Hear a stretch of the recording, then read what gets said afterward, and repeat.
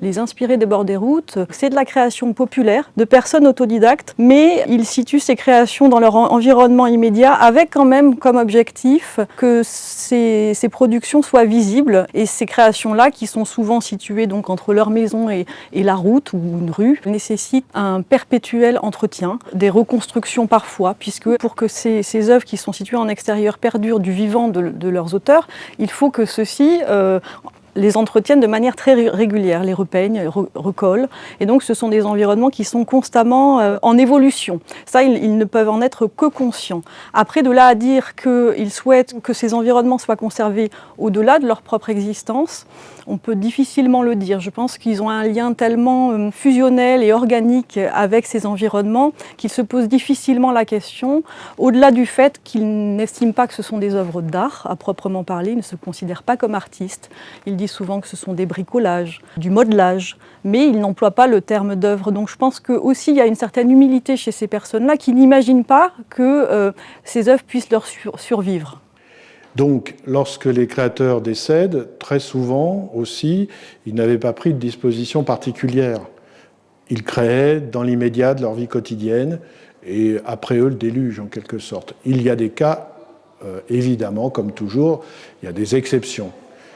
On pense à Gabriel Albert, qui, lui, voulait que ça perdure après lui. Il avait d'ailleurs créé ces statues, moi, il me l'avait dit, pour que ça dure après lui. Donc, il a fait un legs à sa commune. Et aujourd'hui, la région a racheté le terrain. Mais c'est un cas assez particulier. La plupart, il y en a beaucoup qui créent vraiment dans l'immédiat. Je pense à Franck Barré, qui se trouvait à Saint-Philippe-du-Seignal, en Gironde, qui, lui, travaillait déjà, rien que le matériau qu'il utilisait montrait qu'il n'en avait pas grand-chose à faire de la suite. Il travaillait l'argile, la terre non cuite. C'est un exemple qui dit beaucoup sur la fragilité de ces objets. Tant les techniques mises en œuvre sont personnelles, parfois expérimentales, et finalement éphémères par nature, puisque là, pour les œuvres de Franck Barré, il s'agit de couches d'argile crue superposées sur des structures en osier peintes, avec en plus pour les chevelures ou les barbes, soit de la barbe de maïs justement, soit du poil d'artichaut. Donc ça évidemment ce sont des objets d'une grande fragilité. Cet ensemble a pu faire l'objet de mesures de sauvegarde grâce au musée du Pays Foyen et à la vigilance notamment de son conservateur. Mais néanmoins, le transport de cet ensemble en 2007 a été extrêmement complexifié par la nature même des œuvres, puisque certaines sculptures ne pouvaient même pas sortir du musée dans lequel elles ont été fabriquées. Donc il y a eu énormément de pertes, et c'est un petit peu une course contre la montre pour les conserver en l'état. Et certaines ont été tellement endommagées pendant le transport qu'elles sont difficilement présentables aujourd'hui. Il y a d'autres cas de sites. Lucien Favreau, par exemple, lui, son jardin et l'intérieur de sa maison sont restés intacts grâce à sa fille qui a fait visiter pendant très longtemps.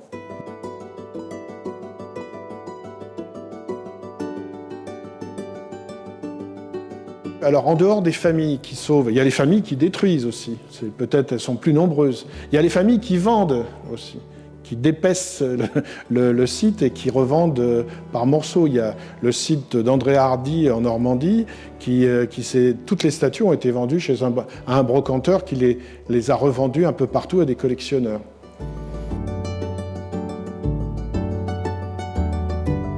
Quand ça part comme ça dans les brocants, dans les vides-greniers, on perd l'origine, l'auteur, sa vie, le pourquoi du comment. Enfin bon, c'est terrible, quoi. Ces sites disparaissent à une grande vitesse et les musées doivent se positionner par rapport à la conservation de fragments.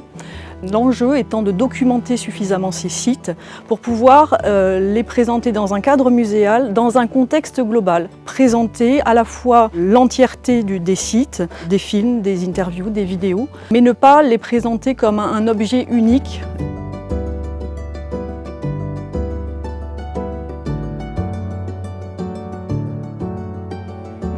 En intégrant des fragments de ces environnements dans une collection de musée, nécessairement ces objets changent de statut.